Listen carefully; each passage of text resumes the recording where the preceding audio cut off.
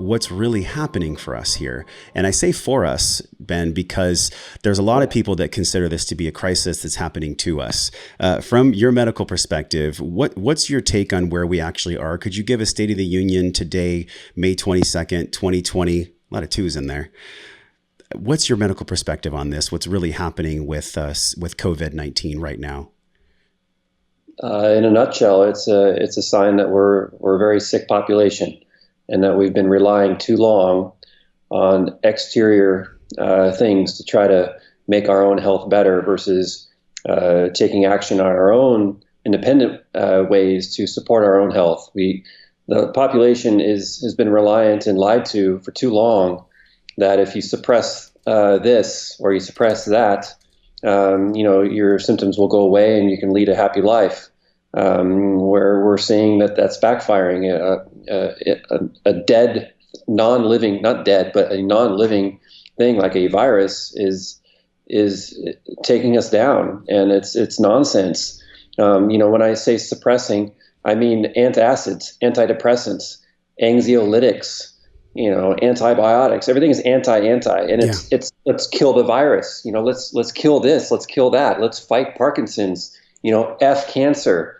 You're seeing this type of mentality everywhere, and that mentality is what's getting us in this hole right now. And if we keep thinking that it is these sicknesses or these viruses or these bacteria, whatever, that we need to go out there and kill them and hunt them down, that will forever put us at the mercy of the government or whatever organizations to try to come in and save us. Versus saying, hey, you know what? I'm going to put the work in. I'm going to put the effort in. I'm going to lift the weights. I'm going to go work out. I'm going to, choose not to eat that donut. I'm going to eat something better for me. Yeah, I'll have the donut, sometimes, but not all the time. So it's choices versus, being manipulated and basically lied to, in my opinion, played with. I almost feel like maybe the virus was supposed to affect more people, wherever it came from. You can say that it's Wuhan. I mean, if you look at the multiple research studies and really the money that's been poured into this specific lab where it was supposedly it leaked from, the narrative is that we have our own health freedom, and this is the true narrative that I believe in, and we are in control of our health. We are in control of our immune system. We take the right supplements. We lead the right lifestyle. Like, that's the conversation worth having and worth listening to. What are the true, real benefits, especially with COVID, for the vitamins A, D, E, and K, and zinc? This is something that you're known for with Seeking Health. Let's talk about bolstering the immune system and bolstering our health so that we don't even have to have the conversation about this being a killer virus. Yeah, and then let me also say one thing too. This is mine. You back off. I know what's right for me in terms of, supporting my health, and no government is going to be touching my body or my kids or my family. That's right. Not happening. Yep. Not happening.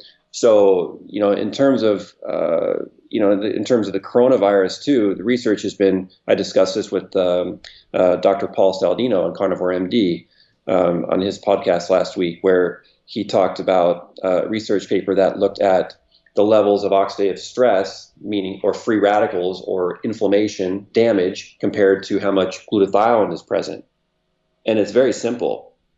If your glutathione levels, your primary body's antioxidant, is low and your inflammation is high, you're going to have a more severe reaction to the coronavirus or any infection for that matter. It doesn't matter, coronavirus or not. It doesn't matter what it is. You're going to have a more severe response. If your glutathione levels are here and balanced, and your inflammation isn't too bad, it's also decent. It's not too low. Too low is immunocompromised, but it's decent. You're going to be fighting that infection, and you're done. You're fine after a few days. You're going to be sick, but you'll beat it.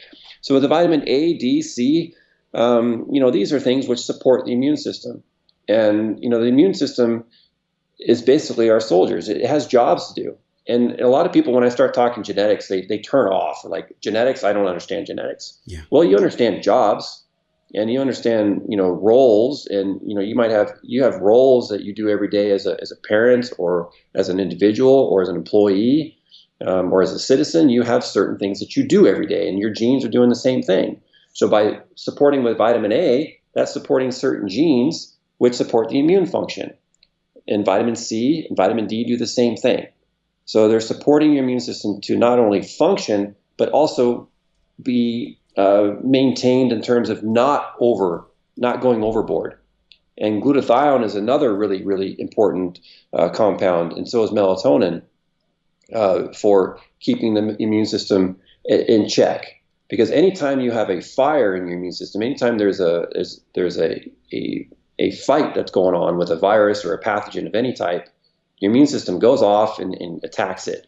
Then there's a bunch of garbage after, and the antioxidants have to come in there and tell the immune system calm down, and then they repair it. If you don't have those antioxidants in there, you start attacking self, you get autoimmune disease, you get pneumonia, and then you start getting hypoxia and dying. And it's not really, this coronavirus to me isn't a lung issue, as they're finding out. It's a whole body hypoxia. Yes. If your blood vessels are breaking, and you're not able to transport oxygen everywhere. So their solution is to put you on ventilators, which actually increase oxidative stress and kill 90% of those people who are put on them.